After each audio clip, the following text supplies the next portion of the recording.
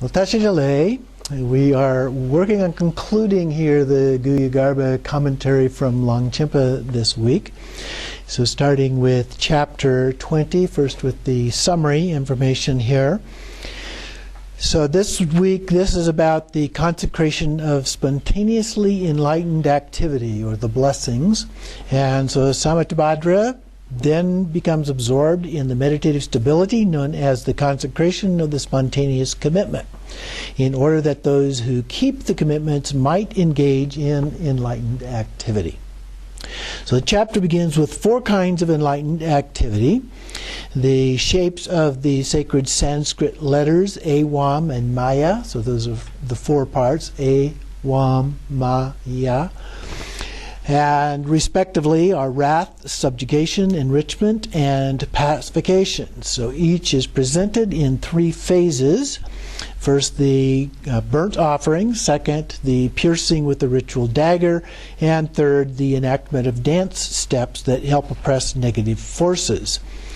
So there are injunctions, that are given to those mundane beings on the periphery of the mandala who consume the ritual offerings of the feast, what we normally refer to as the remainder. And so we make those offerings to them, they consume those. The main parts of this are the dance steps and hand gestures. When performed by the 5 central harukas and consorts, this brings about all 5 kinds of enlightened activity. When engaged by the 8 matara, it brings about subjugation, enrichment, and pacification. Then, when engaged by the 8 Pisachi, it brings about wrathful destruction. And when engaged with the 28 Ishvari, it fulfills and cures and imprecations, whatever that means. Corresponding to the 4 kinds of enlightened activity, which culminate in the wrathful rite of liberation, are the places conducive to the attainment of their respective activities: the fire pits for the rite of wrath, the solitary tree trunks for the rite of subjugation, thickets for the rite of enrichment, and trees or woodland in the rite of pacification. So these are locations, assuming you're doing outdoors somewhere, that you would seek for the locations to do this. Each of the rites also requires distinctive meditative stability. All the Tathagatas are trained in the performance of enlightened activities. So that is chapter 20. And so then moving to the text, we're on page 675. Talks about enlightened activity, the way the Samaya holder accomplishes enlightened activity. And in the context it says the Bhagavan, this would be Samattabhadra, rests in the samadhi called the primordial intrinsic nature of spontaneously present Samaya, blessed as enlightened activity. And then we get the explanation. So continuing on the next page here, it talks about the 4 stages of activity, or what we usually just refer to as the 4 activities of a Buddha. So this would, in this case, it has wrathful activity, which is often referred to as subjugating, and powerful activity, which is usually referred to as magnetizing, enriching activity, which is either referred to as that or sometimes as increasing activity, and then peaceful activity, which is often referred to as pacifying. And usually also these are addressed more specifically toward our own inner demons, so to speak.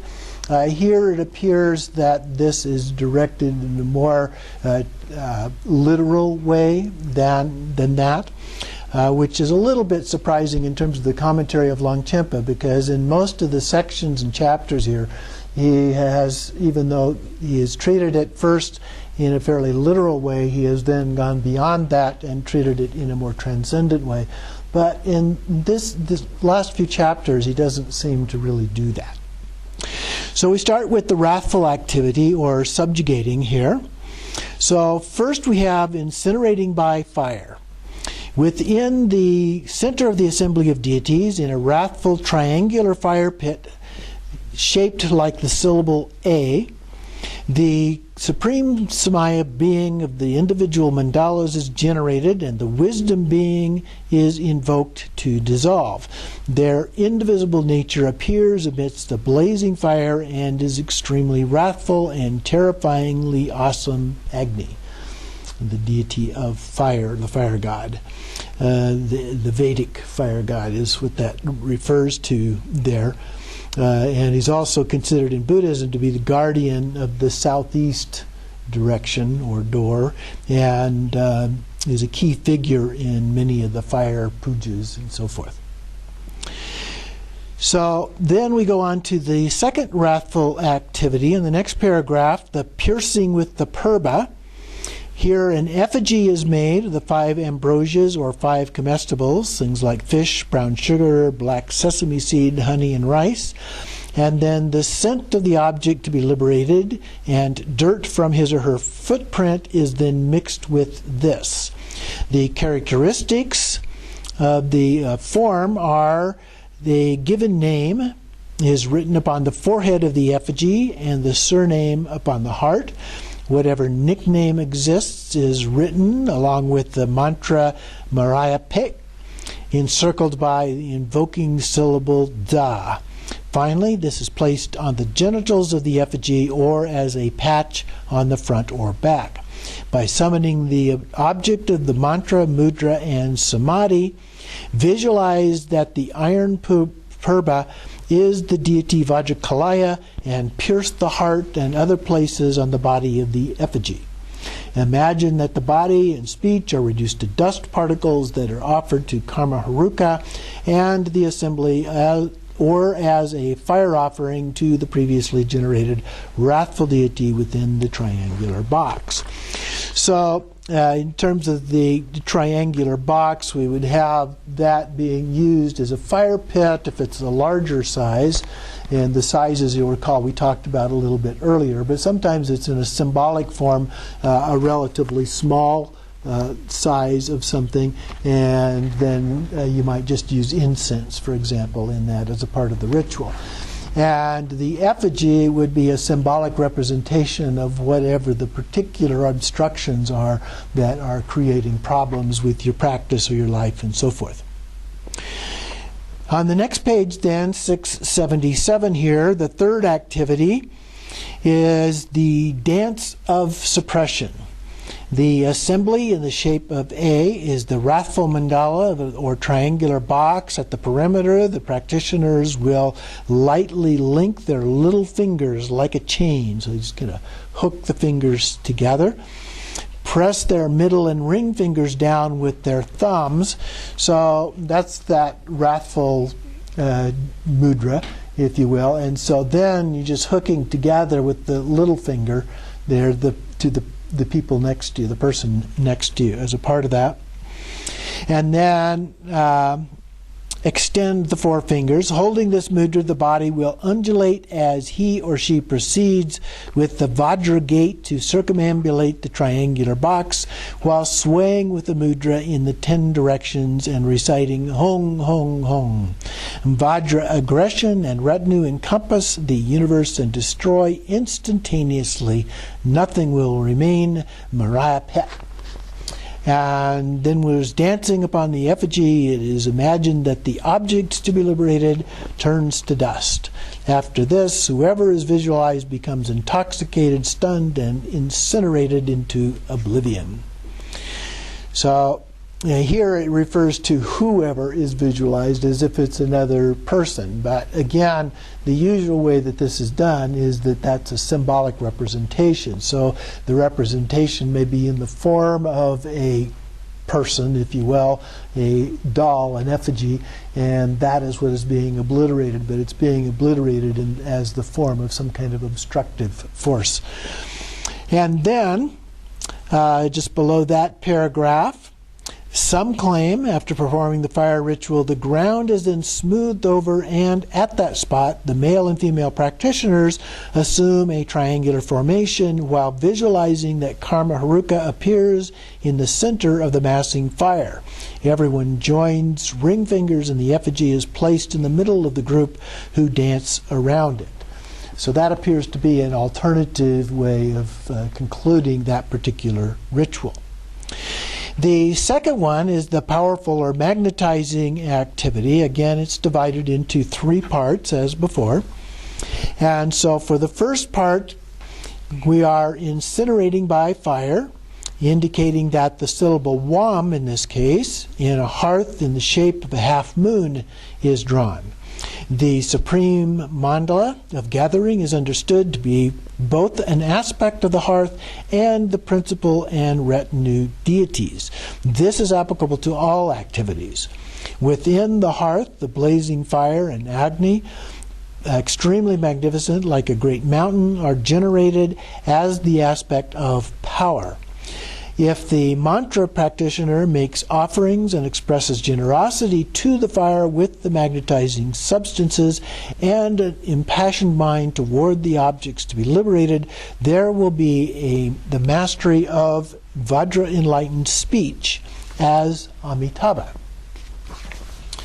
Then the second part, continuing on the next page here, 678, we have the piercing with the purba. With the 5 ambrosias or the 5 comestibles, the image is drawn to represent the characteristics of whoever is to be overcome, along with their scent and a piece of clothing. Their given name, surname, nickname, and so forth are drawn and placed on the effigy. A copper purba generated as Vajra attachment, Padma Kalaya, performs the piercing. The pierced effigy itself is then offered to dissolve and become inseparable with the deities of attachment, who are the assembly of Padmaharuka, or the deity of the hearth, that is Agni. So here these are focused on various forms of attachment. So that would be the symbolic representation involved in this particular activity. The third magnetizing activity then is the dance of suppression here. The practitioner, surrounded by the hearth assembly of the mandala shaped as a wam, or the mandala of power, when they tightly link fingers like a chain and dance, they can command the Vajra lotus, that is, in this case, Amitabha, and the deity of power, Guhyagarbha, to follow them. Given that those deities are capable of invoking all sentient beings, it is needless to mention that whatever ordinary beings the practitioners wish for will come to pass. So then we go to the third activity, which is the enriching activity or increasing activity. And again, it's divided into 3 parts. The first part here, within the supreme gathering mandala, shaped like the syllable ma, as a square hearth. By gathering the assembly of the blazing light rays, both Agni and the fire, imagine that all abundance is gathered. Outwardly radiating through this great splendor, imagine that all wishes are fulfilled. Joyfully make enriching offerings and express generosity, and then qualities equal to limitless space will be achieved, such as longevity, glory, and wealth. So some of this is fairly relative. Keep in mind, though, that this is a Mahayoga, a very early Mahayoga Tantra. And so it does include some things in there in a slightly different way than normally we would think about it. But again, usually Longchenpa has some commentary to that effect, but less so in this case. The second enriching activity as a part of this is with the 5 ambrosias or 5 comestibles, grains, precious gems, and so forth. Make a model of whatever is desired or needs to be increased, whether jewels, gold, silver, pearl, horses, elephants, or the like. Draw the characteristics from their form and name along with the syllables for increase. Visualize a treasury of precious wish-fulfilling jewels that grant whatever is desired. Using a purba of gold and so forth, generate the joy of the Vajra pride that is this Ratna Kalaya, sending forth a shower of cities, piercing with the purba in order to increase the great splendor of Vajra qualities. This is offered to the assembly of Ratna Haruka, or the previously visualized enriching activity fire mandala. The third one then is in the Supreme Assembly of Mandala as Ma, around the perimeter of the mandala of enriching activity, or the hearth. The practitioner's fingers are tightly linked like a chain as they sway in the 10 directions. The light rays from the radiance of the dance become a great magical manifestation of the blazing glory and splendor of clouds of wealth and abundance. Through samadhi, this radiates and descends to one's own place like a shower of rain. Through this, imagine that the poverty of all beings is dispelled, and that qualities and desirable things as wish-fulfilling jewels encompass space, granting all that is desired. So you can see here, we've gone through 2 of these, but in each case it has 3 sections, and they pretty much repeat each other. The syllable may be different, the shape of the fire may be different, the Haruka form may be different, and so forth. So there's minor variations in the actual format. So now we go on to the peaceful activity, or pacifying. This is the 4th one. So the first part of this, in the Supreme Assembly Mandala Circular Hearth as Ya, generate both the fire and peaceful Agni, ablaze with lustrous light. Clear-minded practitioners will make offerings and express generosity to pacify the fear of illness and malefactors. If this can completely pacify the extremely awesome haughty demons, Rudras, and the like, so that even their minds become fully awakened, it is needless to mention ordinary beings. The second part, with the 5 ambrosias and 5 comestibles, mix the scent and clothing of one to be pacified and form it into an effigy. This indicates the nature of the enemy or obstructing force with fearsome body and terrifying voice and a highly disturbed and impassioned mind. Using a silver purba, that is clearly visualized as Buddha Kalaya, pierce and make offerings to the glorious blazing assembly of Buddha Haruka and retinue are the peaceful Agni. Then the third part, in the mandala of the assembly as Ya, all practitioners tightly link their fingers in a chain and dance around the perimeter of the peaceful mandala or hearth. Even those with anger raging like a fire are completely pervaded by the peaceful blessings. Their minds become unwavering, since all negativity and harmful intentions are no longer present. Then through the image of the 4 syllables, A, Wam, Ma, Ya, the shapes of the hearths are indicated. So skipping the rest of that paragraph, going on to the next page, 680, in the next section here, giving the command. So the first part here, in this way, second line, in this way, after any of the 4 enlightened activities have been performed, a Gana Chakra is enjoyed. Collecting the remaining food and drink, it is blessed with the saliva of the Vajra Master. All of Mahadeva's female consorts, sisters, and servants surrounding the mandala of the Great Glorious One are the guests who wish to partake of the remainders, which are delivered to them after taking 70 steps outside the mandala. So this is like when we pick up the remainder and we take it outside. So in this case it says 70 steps, but obviously we take it away from the area in which we're doing the ritual.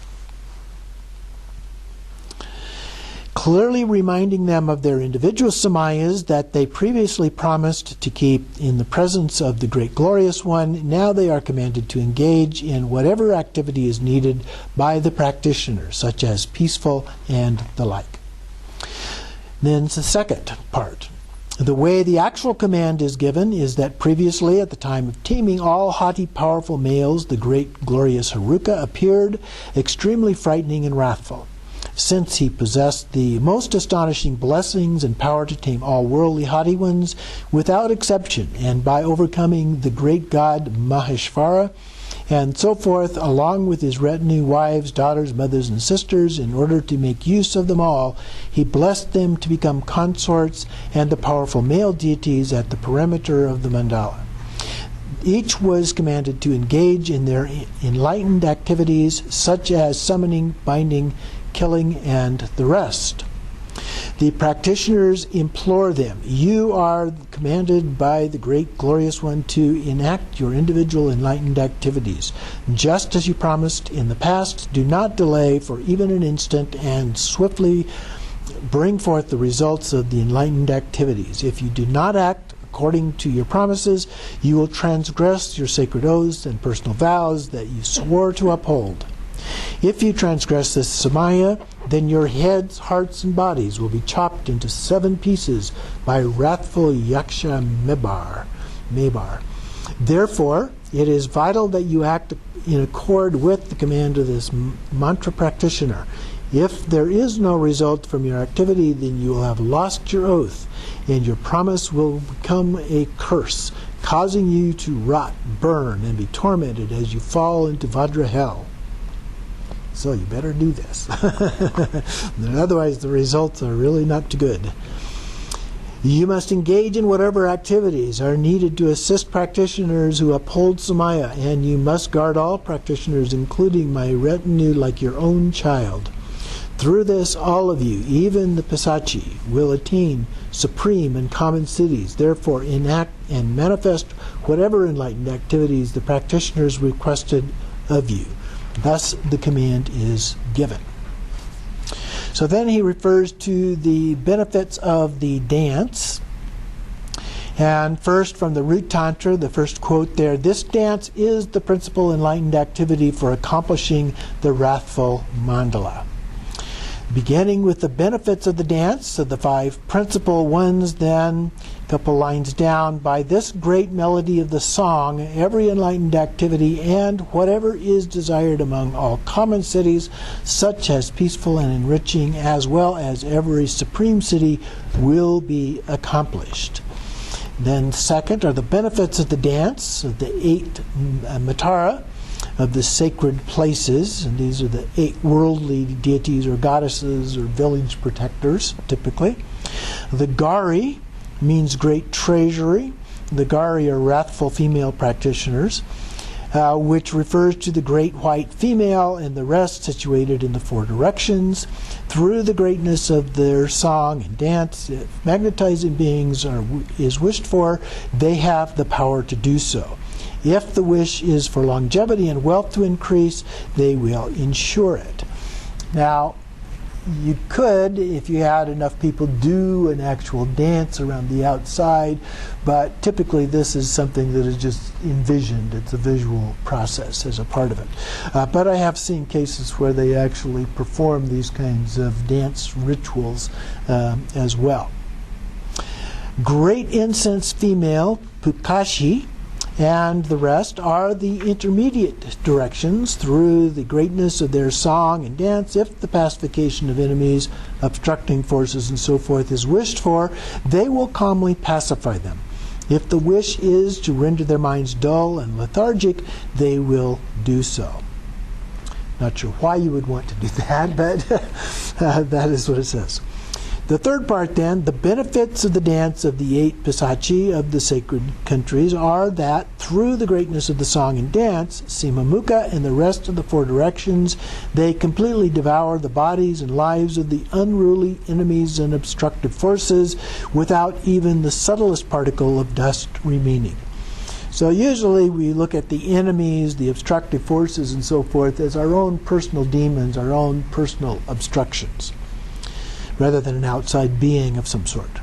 So then through the greatness of the song and dance of Guhyagarbha and the rest of the 4 intermediate directions, the internal organs of all unruly ones are removed and their lives and abundance are drastically reduced. If you removed their organs, you probably would reduce more than that. Then fourth, the benefits of the dance of the 28 Ishvari are that the messengers, through the greatness of the song and dance of the consorts and their attendants, they swiftly defeat the enemies and implore their enlightened activity. Externally, they will eliminate all activities based on conflicting circumstances. And internally, they will accomplish every activity that brings the cities of whatever is desired. So these are the way that we embrace these activities as a part of what was described in that earlier section. And this is looking at like the dance part of it and the command that's requested of the deity, the Haruka, and so forth, as a part of this to complete that whole process. Then, in the next section, the places for accomplishing the 4 activities. Fairly simple here. The places and the distinctions of the samadhis are that the peaceful, enriching, powerful, and wrathful activities are accomplished respectively in a forest of fruit-bearing trees, in an orchard beneath a single tree, and in a charred forest, with a mind that is clear, joyful, impassioned, and aggressive. So those are the places for doing these kinds of things. And if you don't have the actual form of that, you can always visualize it. You can imagine it in that way. Then the synopsis there says that having expressed this, the Tathagata himself and the retinues accomplished the principal Tathagata himself in a manner of receiving a transmission to realize the meaning of the 4 aspects of enlightened activity. So that concludes chapter 20 here.